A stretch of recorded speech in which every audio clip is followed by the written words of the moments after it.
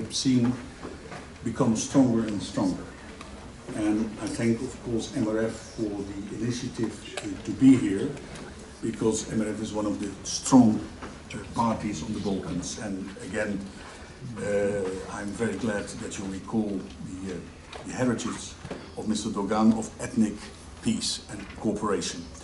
I'm very happy to see that also the 4 members of the European Parliament from MRF are all here, and they're strong lawmakers in our ALDE group in Parliament, and working together very well, making us stronger. I see Roman Jakic, who, if he survives this meeting in Amsterdam, he will be the new chair of Lipscene. And I think that's important because he has a strong background in the Liberal family for many, many years. So I would like to see in Amsterdam as many of the members of Lipscene, of the leadership, because it's also vital for us in the West, not only for you here, that we cooperate.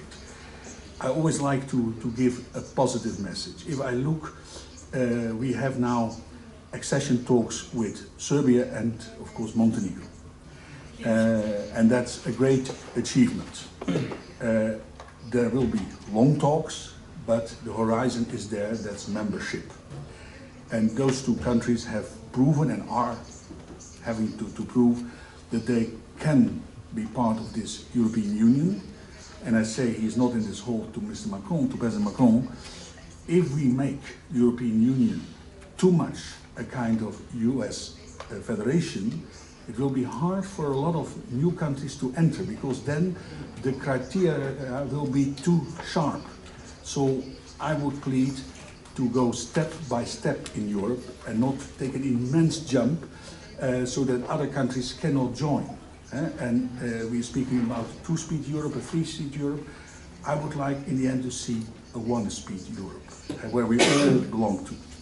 If you look at Macedonia, Jure Milevski is over there. The Liberal Party is in government and in Parliament and had good results in the local elections. 2 or 3 years ago, it would have been said, will not happen. It has happened. And I'm convinced that the position of our Liberal friends in Macedonia in their government will be stronger. And it's for us, the Liberals in the Balkans, but the Liberals in the European Union, to press also on Mr. Zaev, the Prime Minister, to say, respect this governmental partner, because in coalition, the Liberals make a difference. So I'm very happy with what has happened in Macedonia. There is now a treaty or a deal with Bulgaria. We hope, of course, that there will also be a deal with Athens, because then the way is free to negotiate membership. And I think it would be a big mistake if we don't start negotiating with Macedonia on membership, because they have done so much. So I'm optimist in this respect. We have, of course, also Albania. No negotiations yet, but let us hope that also there we can make that move. Kosovo, I think that from a liberal perspective, our friends in Kosovo did very well. They're in government, in a strong position. And let us see that also there, step by step, we can approach accession talks. And I know how difficult it is. Not every European country has recognized Kosovo, but the situation is quite different from, let me say, Spain. I mean, you cannot ask people who have been repressed, like the Kosovars have been done, just to say, we're going back to another country. That's impossible. So we have to respect this independence of Kosovo and make it work, because in Europe, without internal borders, it is not that important. Let me say, Belgium, the Netherlands, 1 country once.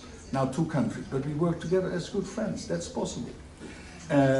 Bosnia, I'm very happy that also there is a movement to more liberal cooperation. Because one thing we liberals have to learn from our Christian Democratic friends is that we have to work together. Even if there are differences, we have to push for liberals in government. And if you see, let me say, the coming period, you know that I'm not the greatest fan of Mr. Jean-Claude Juncker, but he made some very important announcements. First, that Romania and Bulgaria should now enter the Schengen zone, because both countries qualify, also for some time, let us be honest. So there was the lack of political will to recognize the fact that the two countries had advanced, were able to join.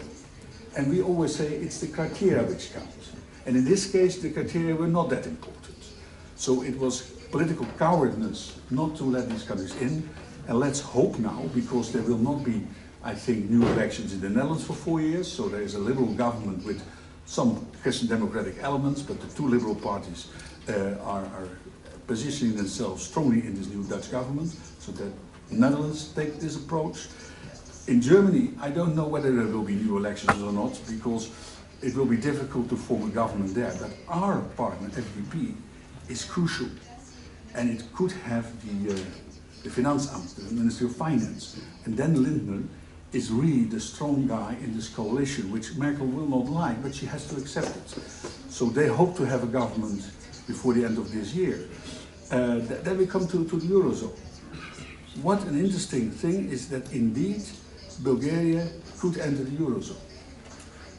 Also this, I must say that Juncker is right. I say it for the second time, not for the third time, I think anymore. Then we have the presidency of Bulgaria of the European Union starting January 1, 2018. That's vital because I know that Bulgaria will table also the situation in the region to make progress there. So we need this Bulgarian presidency with the focus of the Western Balkans and enlargement. And what we should do, we should not wait and see. We can cooperate a lot. There are all kinds of European programs having to do with education, like Erasmus, like 10 that has to do with transportation. Countries can already benefit from those programs and should do so. And I think that the cooperation inside the Western Balkans is vital. And we from ALDE party, but also from the ALDE group, will support this. But the more you work together, the more you will be qualified for a more speedy EU membership. Again, I speak of hope, and if I look in this hall, so many leaders also from the parties represented in the scene, of course starting with my good friend Călin Tăriceanu from Romania. I saw that his party is also growing in the polls. Now that we have to have elections very soon, that will help. No, I'm very happy that we are assembled here. I see Graham Watson, my predecessor, in good health. It's great to have Emil Kyrios with us, who has some time maybe to spend after Liberal International, also in the region. Again, let us go forward together. Thank you very much.